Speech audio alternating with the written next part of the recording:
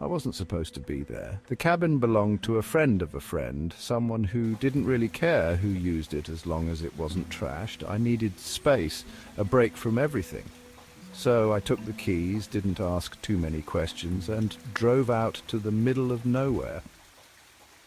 By the time I arrived, the rain had already started. It came in waves, not the kind of storm you drive through easily, but the kind that makes you want to pull over and wait it out. The cabin wasn't much, just a small one-room shack with a bed, a stove, and a single bulb that flickered when I turned it on. The whole place smelled like damp wood and mold, like it hadn't been aired out in months. I didn't care, I just needed quiet. The rain picked up as the night fell, heavy and insistent. I could barely hear myself think over the sound of it beating down on the roof.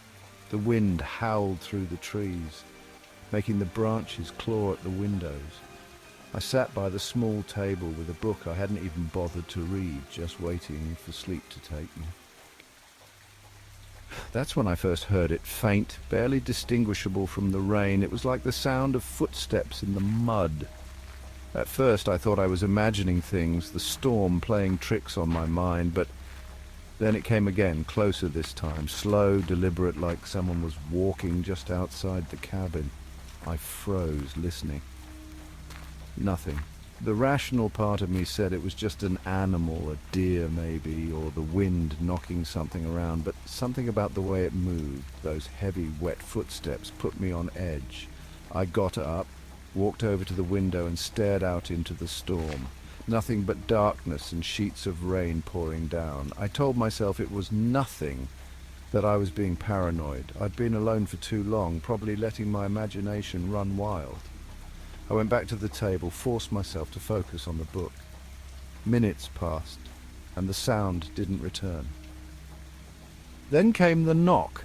It was so soft at first, I wasn't sure I'd heard it, but there it was, a faint rhythmic tapping at the front door. Not pounding, not aggressive, just patient. I stood up slowly, every hair on my body standing on end. The knock came again, 3 soft, deliberate taps, like someone was politely asking to be let in. My pulse quickened and my mouth went dry. I wasn't expecting anyone.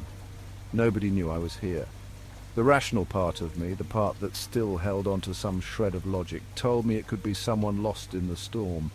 Maybe they'd seen the light from the cabin. But even as I thought it, I knew something was wrong. This place was in the middle of nowhere. Who the hell would be out here in this kind of weather? I didn't want to answer. I didn't want to know. But something pulled me toward the door anyway, like a magnet.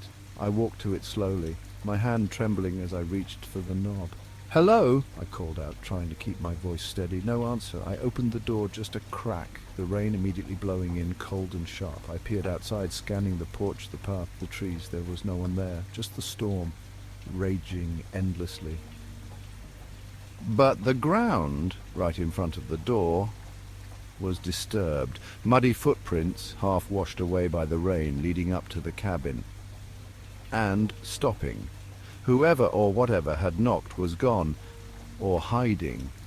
I shut the door quickly, my heart now pounding in my chest. I locked it, checking it twice, then backed away from the entrance, eyes fixed on the handle as if it might turn on its own at any moment.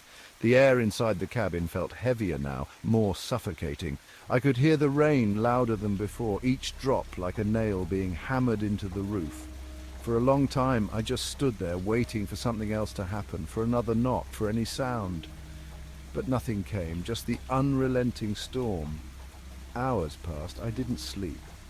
At some point I started to wonder if I'd imagined the whole thing. The cabin felt like a trap now, each creak of the floorboards setting my nerves on edge. I kept glancing at the windows, half expecting to see a face staring back at me from the other side, but all I saw was the rain. Endless, merciless rain. Then, around 3 in the morning, I heard it again, footsteps, close this time. They weren't hesitant or soft like before. They were slow, deliberate, moving in the mud just outside. I stood in the middle of the room, rooted to the spot, listening as they circled the cabin, dragging through the wet earth, round and round, like someone or something was pacing. I couldn't breathe. I thought about grabbing something, a weapon, anything, but my body wouldn't move. My eyes were fixed on the door, the handle, the thin wood that separated me from whatever was out there. The footsteps stopped, silence. And then the doorknob rattled. It wasn't violent, like someone trying to break in. It was slow, almost curious, like they were testing it, seeing if it would open on its own. I backed away, my legs shaking, but the rattling didn't stop. My breath was shallow, my skin cold with sweat. And then I heard it, a voice, a low, quiet whisper from the other side of the door. "Let me in," came the voice in whisper. It wasn't a request. It was more like a demand, soft but forceful, as if they knew I didn't have a choice. The voice didn't sound quite right, distorted, like it was coming through water or from someone who hadn't spoken in a long time. I stared at the door, my mind screaming at me to do something, but all I could do was stand there, paralyzed by fear. The whisper came again, louder this time. "Let me in." I stumbled back, heart in my throat. My hands fumbled for the lamp, but I knocked it over, plunging the cabin into darkness. I didn't need the light to know the handle was still rattling, still being tested. Then all at once it stopped. No footsteps, no knocking, no whispering.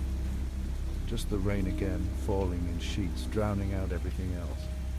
I stood there for what felt like hours, waiting for the next sound, for the door to burst open, but nothing happened.